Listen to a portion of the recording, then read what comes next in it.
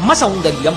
అమ్మ వాడి వర్త అయిపోనివ్వండి, 95 ఏళ్ళు రానివ్వండి, అమ్మ రాశీభూతమైనటువంటి సౌందర్యము. అమ్మ అంటే ప్రేమ. అమ్మ ప్రేమ లాంటి ప్రేమ లోకంలో ఇక ఉండదు. నేను ఈ మాటలు అస్తమానం ఉత్తినే అన్నాను అనుకోకండి.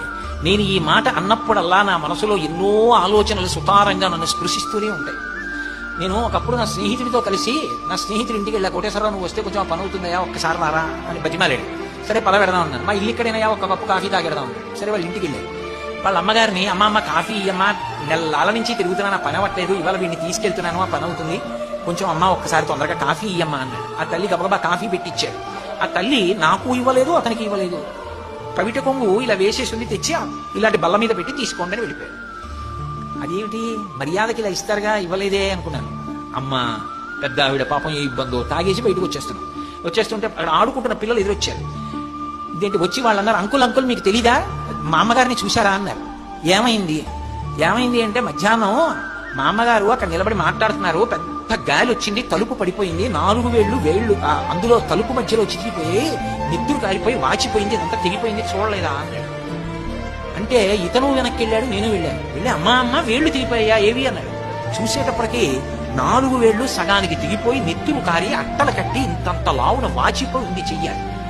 అతను ఆశ్చర్యపోయి అమ్మ కాఫీ ఎలా పెట్టావమ్మా అన్నాడు. ఆవిడంది, రాక ఆయన వచ్చాడు రా మన ఇంటికి, అమ్మ పని మీద వెళ్ళాలి, కాఫీ అమ్మా అని అడిగావు, నా వేళ్లు తెగేయరా అని ఎలా అనగలనరా, కాఫీ పెట్టాను అని కొంగడ్లు పెట్టాను. నాకు కళ్ళంబట ఆనంద భాష్పాలు కరే. అమ్మ తప్ప లోకంలో ఎవరలా ప్రవర్తించగలరు? పరమేశ్వరుడు సృష్టించిన తన ప్రతినిధి అమ్మ. అమ్మ అన్న మాట వెనక అంత రాశీభూతమైన ప్రేమ. ప్రపంచంలో దురదృష్టవంతుడు అన్నవాడు ఎవడైనా ఉంటే ఒక్కడే. ఈ జన్మకి అమ్మ అని పిలవడానికి అమ్మ ప్రత్యక్షంగా లేనివాడు, అమ్మ చేతి అన్నం తినలేనివాడు తప్ప. నా దృష్టిలో దురదృష్టవంతుడు అన్న మాట ఇంక ఏ విషయానికి ఎవరికీ అన్వయం కాదు. అమ్మతనం అంతా నవ్వులో ఉంది. అమ్మ అమ్మేనండి. అమ్మ అన్న మాటకి అమ్మ నవ్వేమిటండి?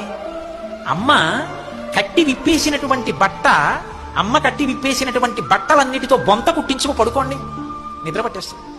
అమ్మ ఒళ్ళో పడుకున్నట్టు ఉంటుంది. అమ్మకి 95 ఏళ్ళు రానివ్వండి, అమ్మ అంత వృద్ధురాలైపోయినా సరే వెళ్ళి బక్క చిక్కిపోయి పైకొచ్చేసిన మోకాళ్ల మీద తల పెట్టుకుంటే, ఆ ఒడిలిపోయిన వేళ్లతో అమ్మ తల నివురుతూ బోసినవ్వు నవ్వుతూ పిల్లాన్ని పలకరిస్తే అమ్మ స్పర్శ చేత కలిగిన ఊరట జన్మలో దేని వల్ల కలుగుతుంది? అమ్మ అమ్మే లోకంలో.